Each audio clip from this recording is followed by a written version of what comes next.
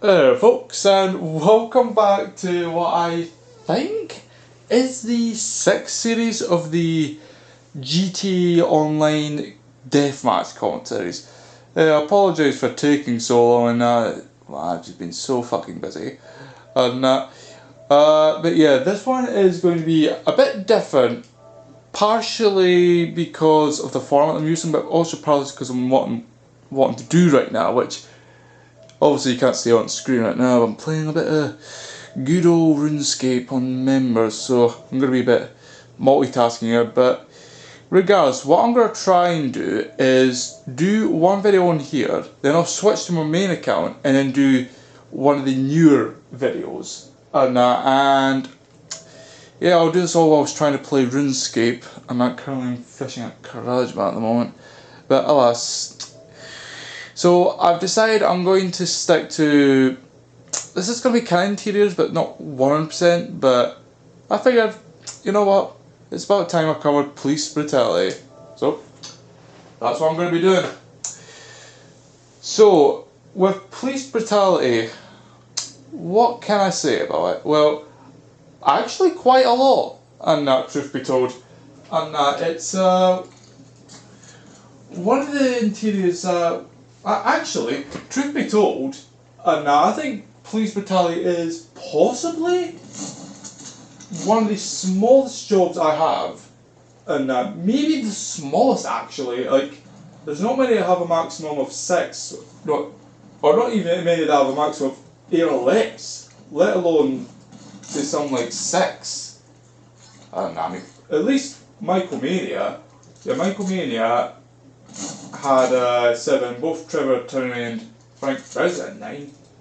You know, and so a good few other interiors had like the maximum 8 to 16. And like, god damn.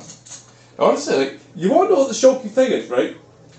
You know, it turned out there was actually a whole nother section to the little police area thing that I could have actually expanded. Like, I kid you not, I didn't even know about this till like, because, alright, before, right, most of the doors were like locked, so you couldn't push them through, and I don't think they changed this until at some point in the PS4, like maybe around I want to say mid 2015, because I don't recall it ever working with Los 635, so I don't know if that's an update they made, maybe around the time where hospital pandemic and that fucked up and that, but regardless, and now it's, you know, had I explored that area and put spawns there, chances are it could have been possibly a 6 to 12 at least, maybe even a full-size deathmatch,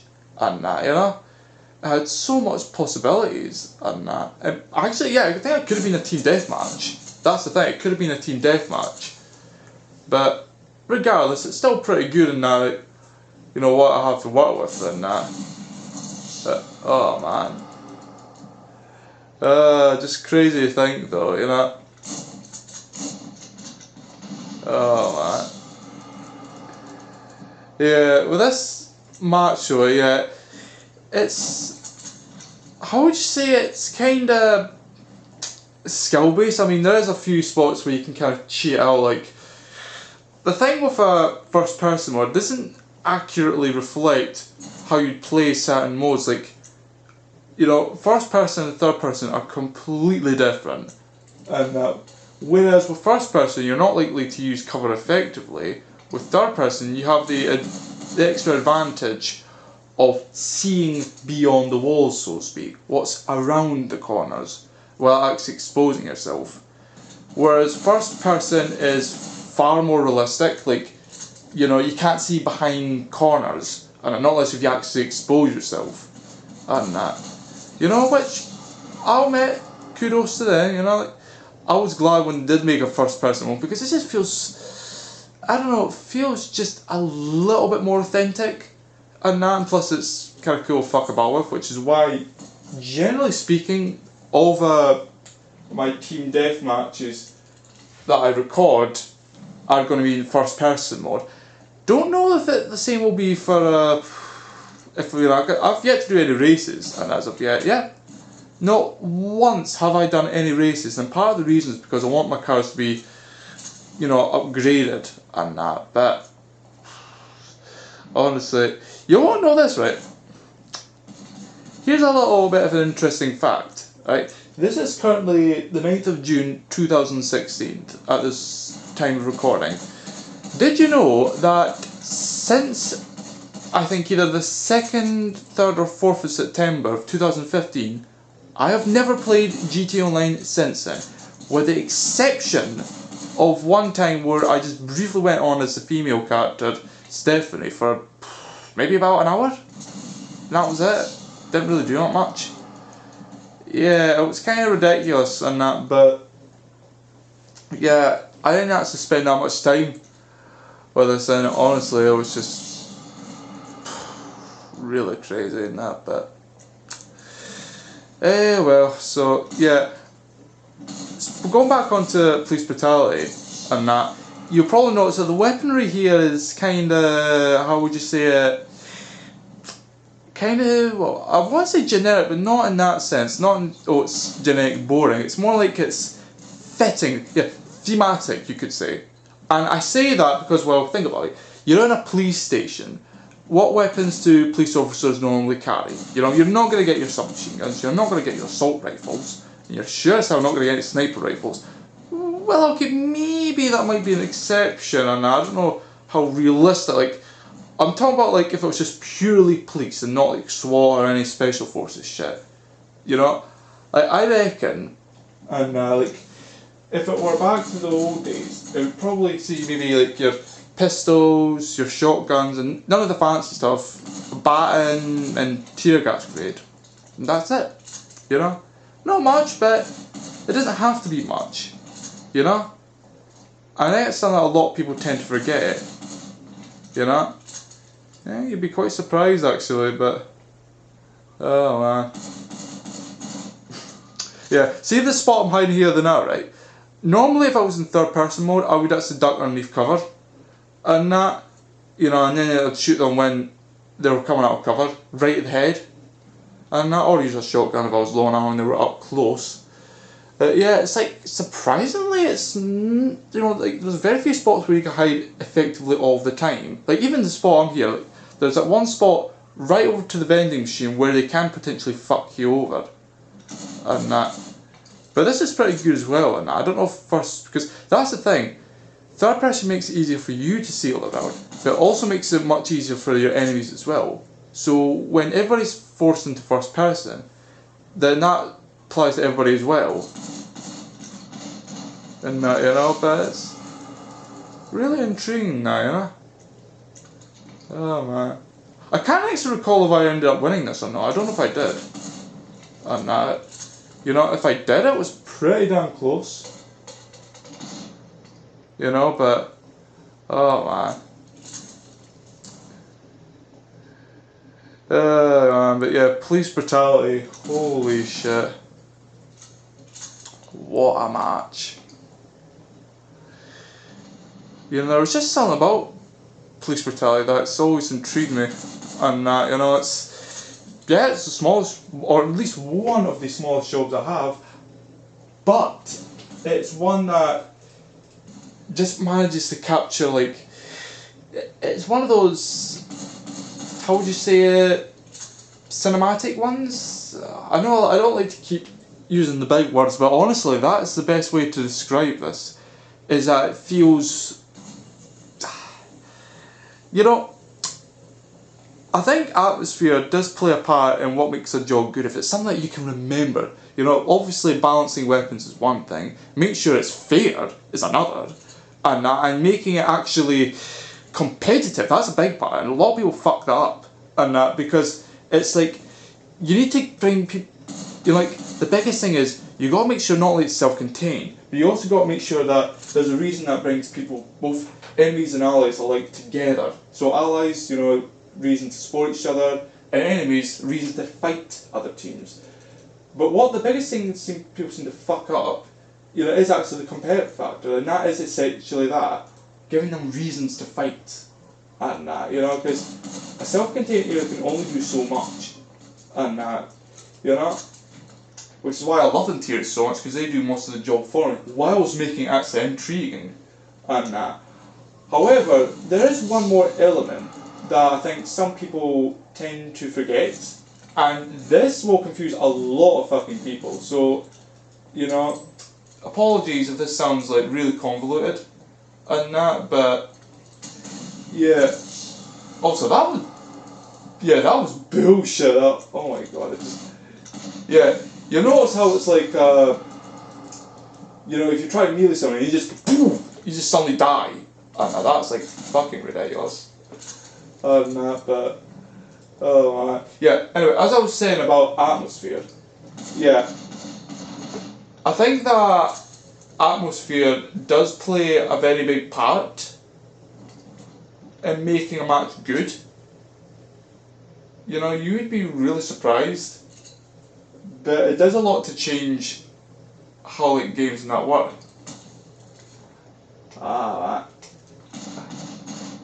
But yeah, I think that's the biggest thing, and that's having an intriguing atmosphere. I mean, I'll get onto this a bit later, and that, you know, like, because it was one tier I really wanted to do, but I think it's unfortunately impossible now.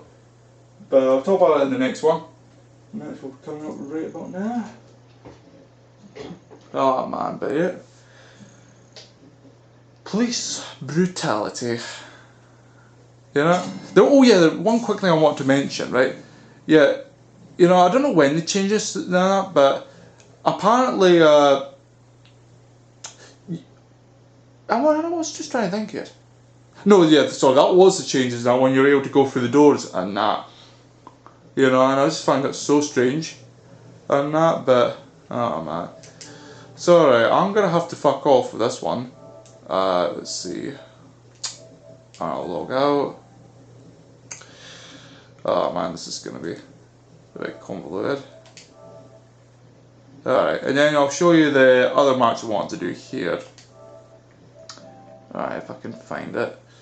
Right, so this one is Deadeye, yeah, that's the one, is it? Yeah, and Deadeye is, how would you say it? I guess you could say it's a specialist challenge of sorts. Also low, fucked up graphics. Yeah, it's a bit of a specialist challenge, and I say that because it's pistols only. And, you know. And, yep. That means that, yeah, you've only got your normal handguns, your combat handguns, and of course, what was I going to say? Yeah, the automatic pistol. And that. So, of course, the automatic pistol is the end-all be-all kind of weapon. It's pretty much, yep, the weapon to go to. And it's like, holy shit. Oh man, because honestly, it wrecks even like the armoured people's shit. You know, the ones where you can't headshot them. It just wrecks their shit. And that makes them like really easy and that to deal with, like that Steven guy there. And that. Like, holy shit. Oh man. Yeah, getting your shit wrecked. Good fight, mate. Oh man. So yeah, about this, I would say like originally I was going to make this a bit bigger and that, like have it go both through the little fancy alleyway as well as around it, but eventually I just said, you know, this was around the time when I just stopped giving a shit about big team deathmatches because nowadays it's like it's almost impossible to set up and that, you know, which is a fucking shame. Like, you know what really gets me right is the fact that with the PS3 they actually had a better matchmaking system. Like, I kid you not. You know, they had a way better matchmaking system. And it's just so fucking dumb. Yeah. Like, how can you go from having a system that can easily get you, like, at least a minimum of 8 within 4 to 6 minutes, and then it suddenly turns to, like, a match where it's, like, you'd be lucky if you got even say 7 or even 6 within that time limit. You know? Usually it'd only be like maybe 4-ish, 3 or 4. And it's like, how the fuck? I mean, of course there are exceptions. There are times where it actually does manage to fill up pretty quickly, but that becomes the exception rather than being somewhat the norm. And it's just, honestly, I don't get that. You know, and pardon me for saying this, but I just find the idea really convoluted that you can go for a PS3, which is systematically and technologically speaking inferior to the PS4 in just about every single way, and yet with the PS4, it's like the fucking version that's just shrunk. And like, honestly, it's so fucking dumb. And like, Jesus Christ, so fucking retarded, but oh man, you know, what can I say on that? Yeah, so if you probably noticed with the automatic pistol, then you know it's good for killing people much quicker, but it does burn up ammo fairly easily. And so like with the combat pistol, like, I would say the pistol is just shit, and don't use it unless you have to. And like say, I mean there's a good few matches where the starting weapon is a pistol, and if you have to use it, then you know, use it. But yeah, the combat pistol is essentially a better version of the pistol, obviously. But the automatic pistol is functionally different. And yes, in terms of damage per second, it is arguably one of the best weapons that you can get. But in terms of how much ammo it conserves, yeah, it doesn't do that job very well. Like, I do actually remember when it came to combat derby and grinding up a KD ratio and that all those years ago, I do recall, you know, like, I think the automatic pistol was just easily my favourite weapon to use. And although using the advanced assault rifle and the, what was it? Yeah, combat machine gun. And you know, they were both pretty good as well. But I don't know, the automatic pistol had a flexibility to it that made it just so easy to use. And you could just like swiftly kill people like really quickly if you knew what you were doing. And honestly, it was just beautiful. Absolutely beautiful. Oh man. Yeah, there's not much I can argue against that, you know, just having the system like that, you know.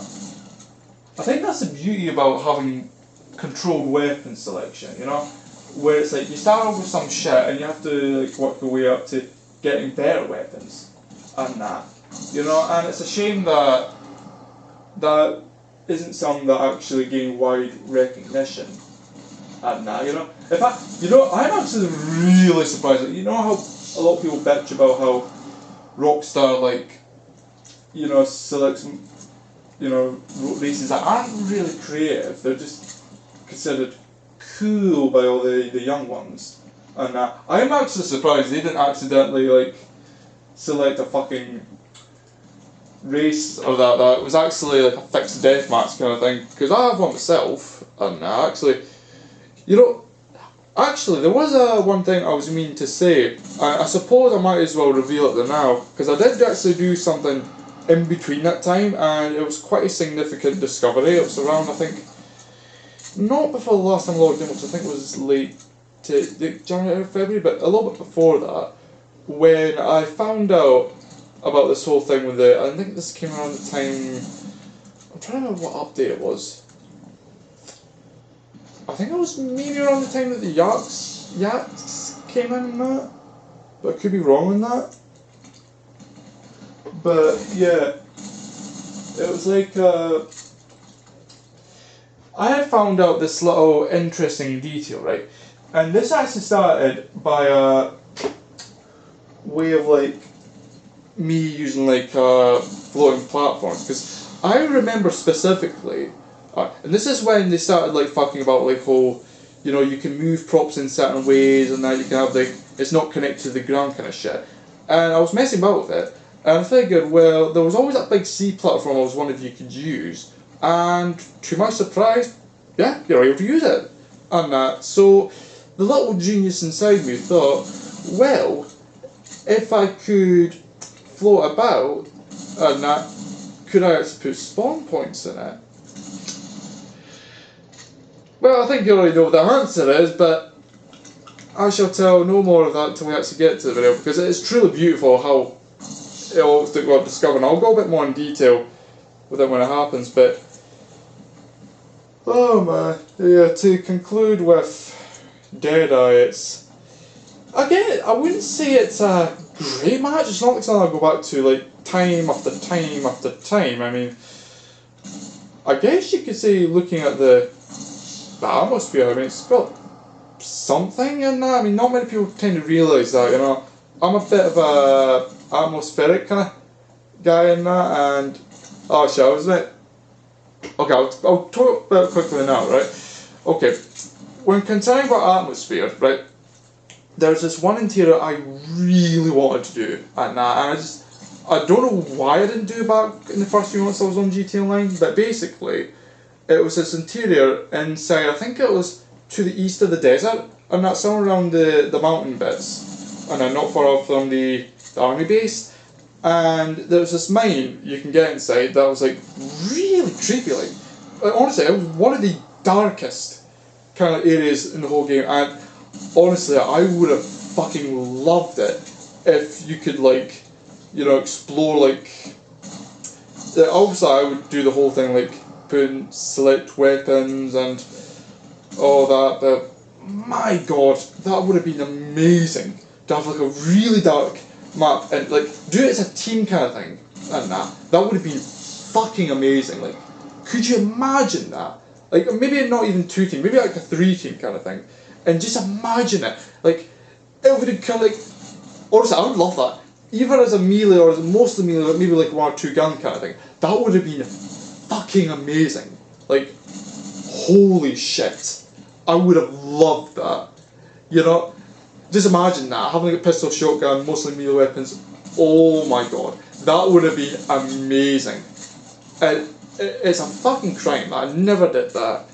You know, seriously, it's dark enough even when it's at daylight, but when it's like night and raining, yeah, it's really dark. You can't even see what the fuck you're doing. And but that adds all the more tension when you can barely see what's ahead of you. And it's like, you need to stick close and all that. It's like, holy shit, it just creates such a great atmosphere. Man, it's just wonderful. Can't get any better than that, you know, but what could have been, you know? We'll never know.